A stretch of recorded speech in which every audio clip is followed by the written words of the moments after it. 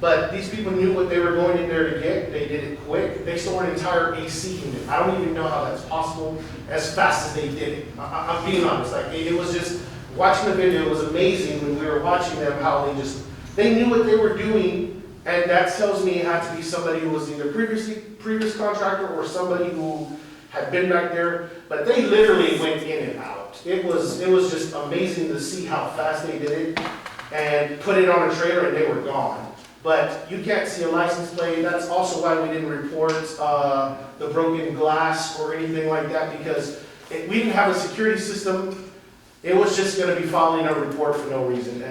Well, and I just want to sidestep, I know we're one thing, but if that happens for anybody, if you can report it, because even if there's no chance in catching it, at least gives our police department an idea that something may be happening in that area. Okay. So, well, I still have that footage if it's something I can still, I don't know what the timeline of when I can make the report you is. still need to But make a report. yes, okay, I will, yes ma'am, I will. But we still definitely have footage, and the neighbors that are directly to the left of it also have footage as well. So I will do that then. The only reason I did not, again, like I said, it's because we didn't have any cameras, we didn't have anything. Now we have the cameras and the alarm system. If it were to go off or anybody's by will be alerted. Because I actually drove by it in the mornings, and I actually called the city manager and said, did you know that the door, had been, Yeah. That was the first time. Yes, and then ma'am. the second time, so I was just curious about No that. disrespect, sir, but really truly, I'm not trying to be a jerk, Yes, sir. but we have a police department that's been out here for a number of years. I started on it in '75. Right. And, you might not be able to identify, and you might not be able to assert what a car is. Right. That car could have been involved in several things out You're right, there. yeah, That yeah. department knows. Did you not have insurance? Do we have insurance on you? You can't make a claim. They're not gonna take and pay you anything if you don't make a police report, sir. Well, I talked to our insurance agent, and I guess the status of the building, it was, for whatever reason, it wouldn't have been covered. So, But you All right, have. I'm gonna make it go back into what we're talking about. So, but yes, if something happens, please report it. Yes, and if I still can, because I still have the video, it still shows the vehicles, it shows the people, I definitely will. So that's not a problem at all. All right, so we're gonna get back into what this item is about. So this one, this item is to waive the requirement for the installation of an automatic sprinkler system. And this building is 8,947.56 square feet. It's commercial. Again, you've heard exactly what it's going to be used for. Currently, our ordinance that was passed not too long ago went from 500 square feet to 2,500 square feet for requirement. As I mentioned before, P&Z did in fact recommend that council approve this at their meeting on the 8th. As I mentioned before, we have already declined 2 variances for sprinkler systems for actually some of the very same reasons that Chief Levy had said. And even at that meeting, there were several residents that specifically that were on Buzz Aldrin that said, no, they didn't believe that we should forego the variance because of the houses that were there in case fire jumps. Also because the manpower, again, there was some of the conversation about San Antonio mentioned. However, Chief Levy has addressed the manpower that Kirby has versus San Antonio. Some of the other comments at the P&Z meeting were that our fire station is just a little over a mile away. But again, if we have 2 and 2, so if those 2 are out, each on a different call, that means that we're asking for mutual aid, which means that those individuals are coming from other parts of the community, Converse, ESD, Windcrest, Camelot, the other ESD 10. So again, as far as, to compare it to San Antonio is a little difficult, just for the fact that they actually have the manpower to do those things. Some of the other, and I'm going back because 2 of our council members weren't here, and I don't know if you were actually here for the meeting. Councilmember Martin may have been, I know that you probably weren't, was the fact that it was near the fence line. The fences are wood. There's overhangs and trees, and so I don't know if y'all have this, or you should have it, but it looks like the back of y'all's is, back of, Patty, can you go to the back of that? 20 foot. 20 Yeah. foot. But I just wanted that picture. And then, so if you're not aware of it, what adjoins that on the other side is the Springfield Mobile Homes. Right. So that's what's on the other side of that property. And It's- then duplexes further down, but, But- sorry, duplexes, I didn't. You said that, I meant in when the plans were returned, telling them that the sprinkler system had to go in? And you should have that in your package here in the, I know it's not in color, but the Bureau Veritas, who does our plan review, they actually put their comments into this document, which goes back to the, whoever submits the plans, as well, to see it. And on the first page of that, oh, it's not the first page, let me see how far back that is. So if you start with the actual building permit application, Right. and then go 1, 2, 3, 4, 5 pages back, on the bottom of that page, it says automatic fire sprinkler system, in all caps, required. And then it says henceforth, automatic sprinkler systems must be installed throughout all levels of a new group A, B, E, and then it lists all of the sections of the building, of the International Building Code of more than 500 square feet, because again, they got that permit in 2018 when that was the requirement.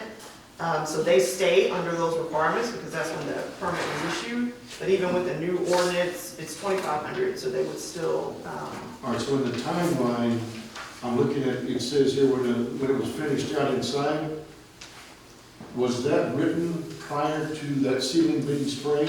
in yes, sir, detail? this actually should have a date on it, so let's see. May 15th, 2018. So it was so the ceiling hadn't been sprayed apparently, if I'm looking at it here correctly, so they knew at that point in time that they needed it, and then they went and sprayed the ceiling. Yes. I'm sorry.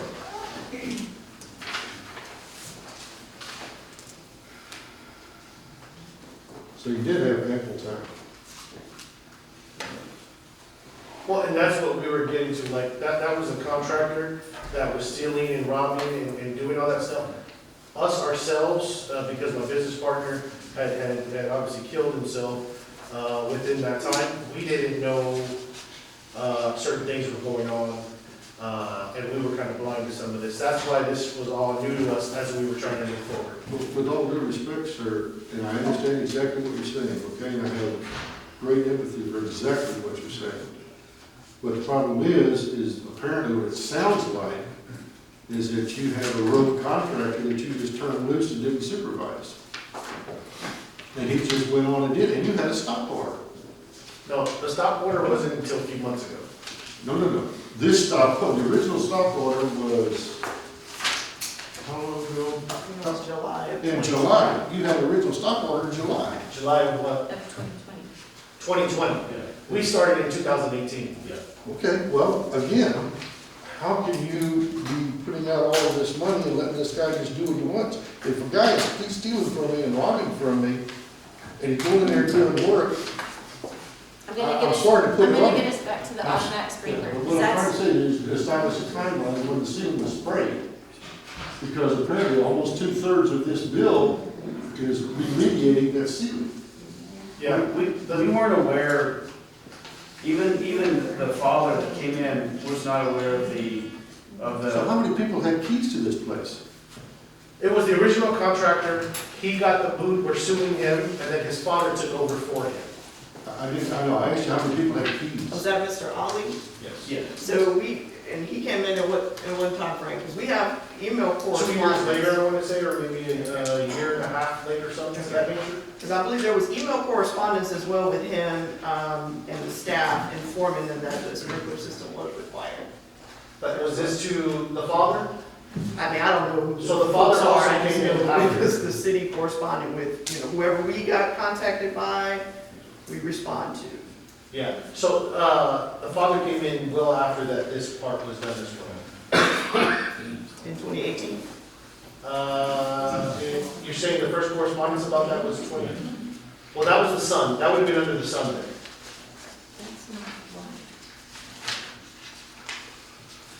The stop work order was given to No, I'm not us. talking about the stop work order. I'm just talking about correspondence that the sprinkler system was a requirement. I'm saying that was not due. Mhm. Yeah, so that was in the beginning with the original, with the sun, we thus fired and we're handling that legally, but. No, we understand that now, to our knowledge, but we didn't know before. And that's what the whole issue is. Yes, yes.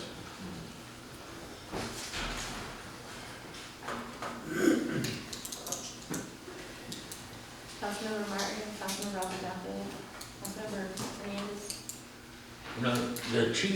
The fire chief did say, there was, it may need to be a stipulation, on everything. I mean, it'd be nice to have activity center, ain't no doubt about it. But we have our ordinances, I understand that. And I understand we can't give them that without maybe some stipulations. I know,